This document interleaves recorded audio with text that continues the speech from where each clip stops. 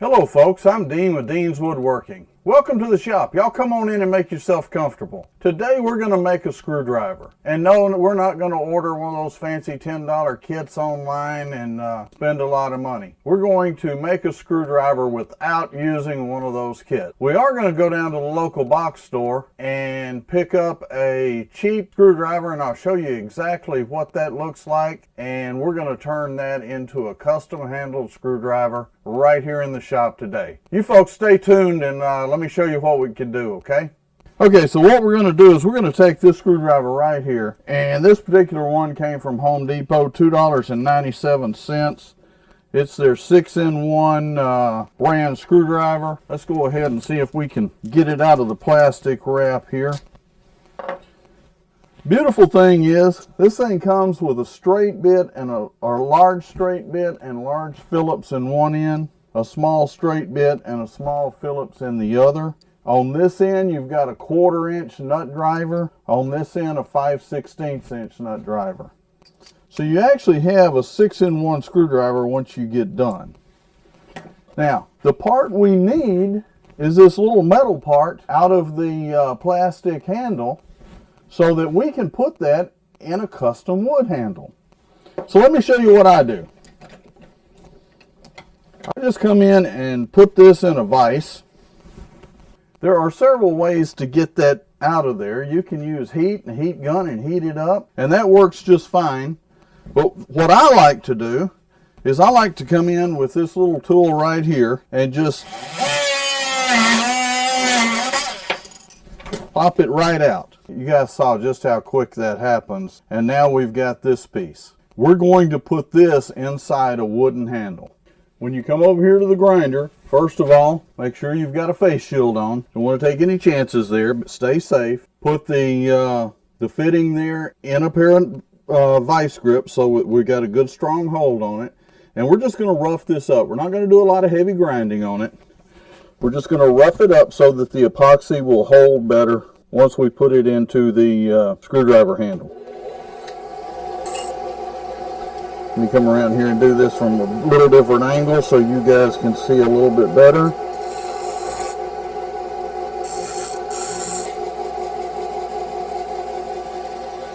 Again, you'll notice I didn't do a lot of heavy grinding, but I did just rough it up there just a little bit. And what I'm going to do at this point is I'm going to turn it around, and there's a round section there. I'm going to do the same thing to it.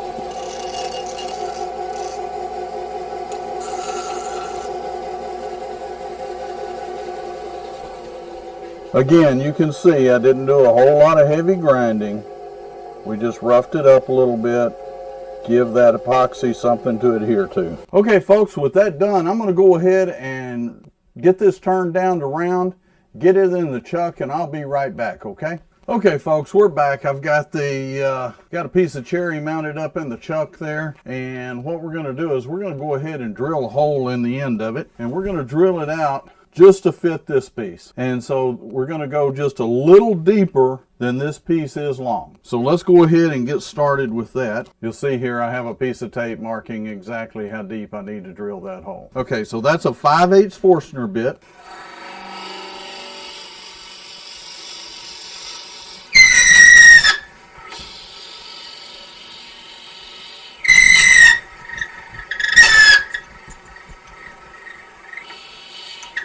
Okay, that should be plenty deep enough right there.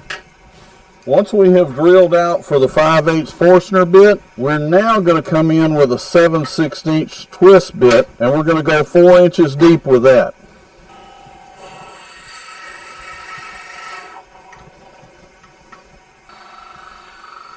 Let me caution you folks, when you're drilling this, every lathe's a little bit different.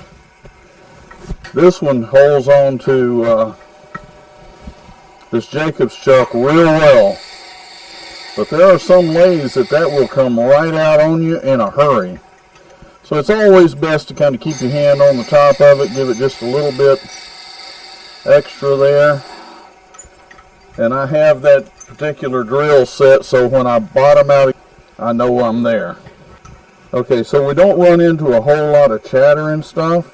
We're going to come up with a cone center and put it right there in the middle, and we're just going to snug up. Be cautious with over tightening that because you can split that wood out in a hurry. So at this point, we are really just shaping our handle. Now let's talk about a few dimensions. This overall blank is about 5.5 inches long. Let me turn that around so you guys can read it. So we got about 1/4 inch in the chuck, overall 5.5. When we end up, we'll be just under 5 inches long on that handle. The 7/16 drill bit went 4 inches into the handle. The 5/8 Forstner bit went just deep enough to bury this piece right in the end. When it hits bottom, it should be just barely inset in the end of that. Why just barely inset? Because I'm going to cut just a little bit off this end. Okay? Not much, but just a tad. Let's make some lines on here so we kind of have a good idea of what we're planning on doing, okay? I want to leave a larger section right here at the front, so I'm going to back off about 1/2 inch, okay? Let's go ahead and turn that on and we'll mark it. The biggest part of my handle is going to be right about in the middle of the palm of my hand. So that's going to be right about there. Again, that's not done. That's not done with a measuring instrument, that's done with my hand. If you're making it to fit your hand, then make it to fit your hand. If you're making it to fit anybody and everybody's hand, you got something here you can fairly go by as far as overall dimensions, okay? Myself, I make them to fit me, and I vary them a little bit both ways, okay? So I make quite a few of these, and when I'm doing a show or something, almost everybody is able, in fact, I've never had anybody not be able to find one and go, that fits my hand perfect. So just vary them a little bit, do some different designs. So let's go ahead and get started. Again, we're gonna come up here, and we're just gonna shave just a tad off of that end. And you notice just that little bit stopped that live center from turning. That's how much pressure is on there. Okay, so we're going to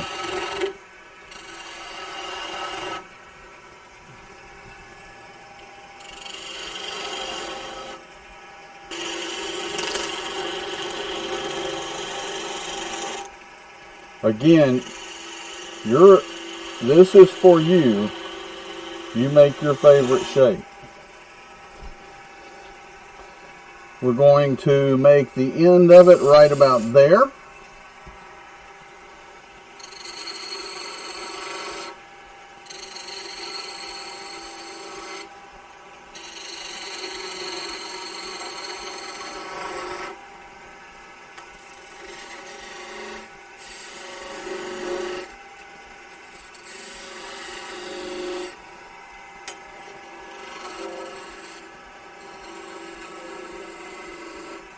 So you can already start to see it taking shape.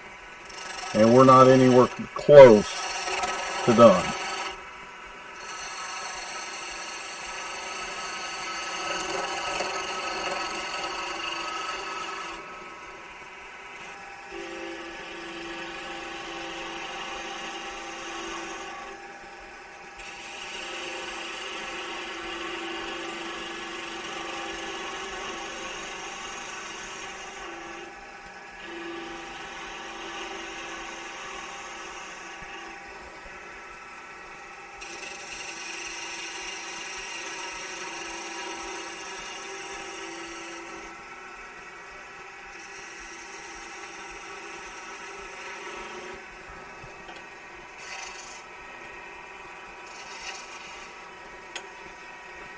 Now I'm going to come in and just make a cut in here, kind of giving this a little bit of an angle down towards the center.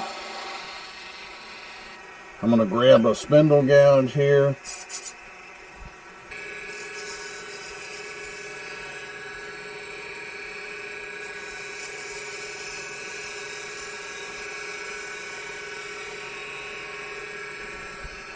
Okay folks, with that done, I'm going to hit it with a little bit of sandpaper and I'll be right back. Okay folks, I got it sanded through 320. We're going to go in, we're going to make a couple of marks with a skew and use a wire to burn those. Let's go ahead and get that done, okay?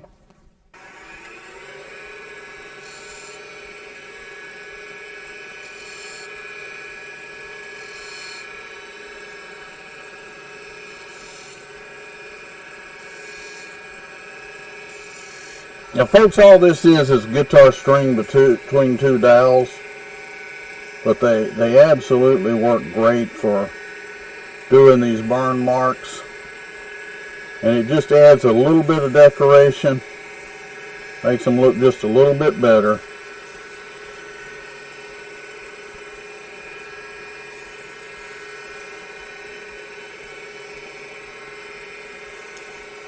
Do be careful if you're doing this with these wires. You don't want to touch that wire after you've done that. The other thing is, once you've done that, go ahead and hit it with a little 220 or 320. This is 320 right here. And what that'll do is that'll just take any burning off of the surface. And it's that quick and simple to do. Now let's go ahead and take a look at this. It's that simple, folks. Now what we're going to do is we're going to go ahead and put just a little bit of antique oil finish on this, and I'm going to part it off the lathe, and then I'll show you exactly what I do with the epoxy and putting it all together, okay? Folks, come in and give you just a real quick look what it looks like with the antique oil finish. And I just put that on like a friction polish, just a couple of real quick coats, and if you do it like a friction polish, it's dry almost immediately. Again, those are thin coats, not a lot of finish, but it still looks like wood. It doesn't look like some kind of surface finish that's stacked up there. Okay, just my suggestion for finish. I'm going to go ahead and part this off the lathe now. Let's go ahead and do that. And we're just going to come in with a skew and make a couple of cuts right in here.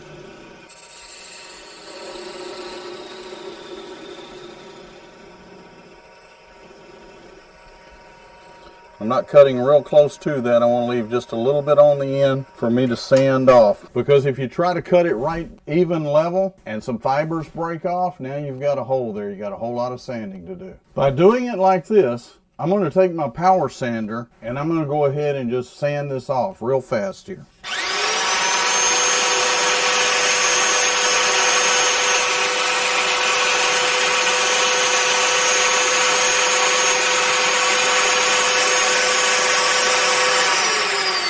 And that's how long it takes to sand that off to that point. Now what we'll do is the little rag that we used to apply the finish in the first place, we'll just come in and put just a little bit on the end there, wipe it off, and just that quick we've got a finished end. By the way, don't leave these laying around your shop, okay? You want to make sure you get those out of the shop because I understand they can combust. I've never had a fire, but I'm extra cautious to make sure that I don't, okay? Okay, now what we've got to do is put this little piece in here. And basically, we're going to epoxy that in. Just for the demonstration right here today, everybody knows how to mix epoxy. I use 5-minute epoxy, so I'm not going to mix it up. You got a screwdriver. You need a big flat screwdriver. You got a big flat screwdriver. Turn it around. You got a small Phillips. Pull that out. And you got a small straight. Folks, this has been a very good little project for me. I've sold quite a few of them in craft fairs. I've given them away to family and friends. It's amazing how much people love to see something that's custom made, that's something you use every day. And I have yet to have one of these ever be returned because it was broken. I was somewhat concerned in the beginning about not having a ferrule on it, but I've used one. Now, they're not a pry bar. I'm sure you can break them, but I have not had any issues or any problems from customers, from friends or family that have received these. Hope you enjoyed the video. Thanks for watching. If you liked what you see, go down, subscribe, and like the video, and give me a comment. Let me know what you think. Stay safe, stay healthy, and happy turning.